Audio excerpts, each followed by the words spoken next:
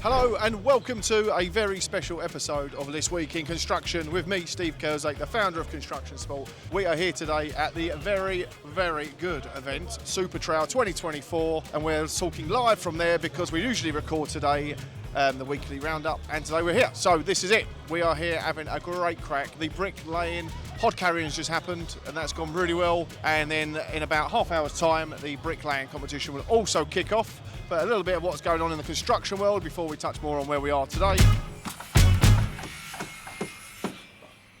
11 seal 400 million Essex construction framework. Essex County Council, our local council, has pared down its partner firms from 18 to 11 for its third generation construction framework. This is interesting.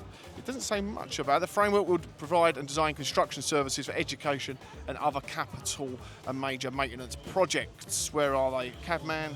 So it's just frameworks of council stuff basically. Kia's up there, Cadman, Morgan Sindall, RG Carter. That'd be interesting to see what more comes of that. We like a little bit of local work, council stuff. 3 sewage dumping water companies, you naughty, naughty boys, have been told off for the grand scheme of £168 million. Water regulated Ofwat plans to fine Thames, Yorkshire and Northumbrian Water £168 million for failing to manage their wastewater. I once worked at a Thames Water project, and on that project we were told there's a magic button that if the sewage treatment works gets a little bit too full up, they press the button and it goes out to sea.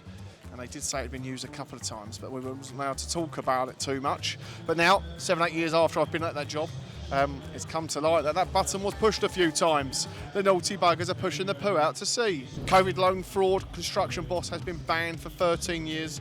The owner of a Bedfordshire construction firm has been banned for being a company director until 2037 for fraudulently claiming COVID loans. Wow.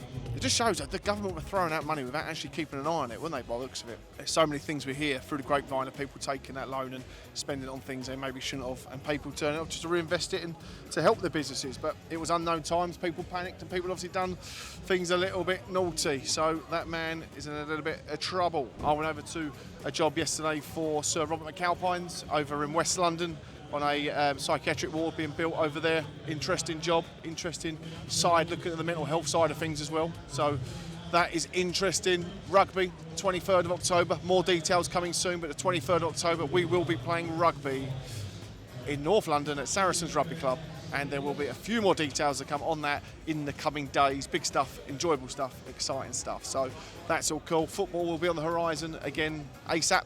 We'll try and get that underway. What else? We've got a golf day this week with the great man Joe Screed Pappy, he's known as on Instagram.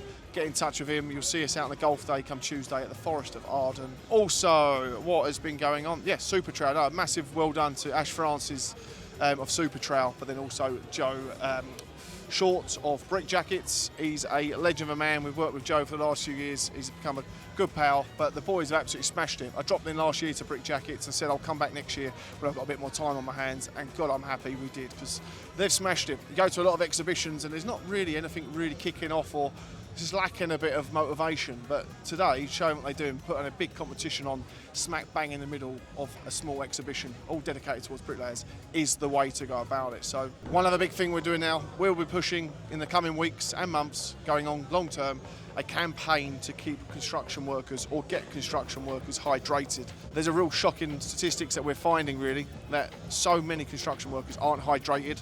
So many don't know how much water they should be drinking a day. It comes to highlight now of us, obviously, because it's midsummer, but so many people are drinking just heavily caffeinated drinks like Monsters and Red Bulls and thinking that will get them through the day. But then we're also seeing huge rises in anxiety, depression, all these kind of things that are all linked to dehydration. So it's an easy win. If you can just keep yourself hydrated, you're going to help yourself mentally. And we want to get behind this hydration campaign to show that we need to make sure construction workers get access to water. Please tell us in the comments to this, do you get given sufficient amounts of water on site when you're at work? Yes, they might have a little tub in the canteen, but do you have water working with you so you can drink it throughout the day whilst you are working? But let us know, please get involved. We're going to really push the construction hydration campaign, get people involved and get people hydrated. Apart from that though, it's all going good. We're going to go back to enjoy ourselves. Little short episode for you today, but making sure we didn't forget you. It's going to be good. We're going to speak to some people throughout today and see what we can do to promote the Super Trowel event. Thank you very much and see you soon.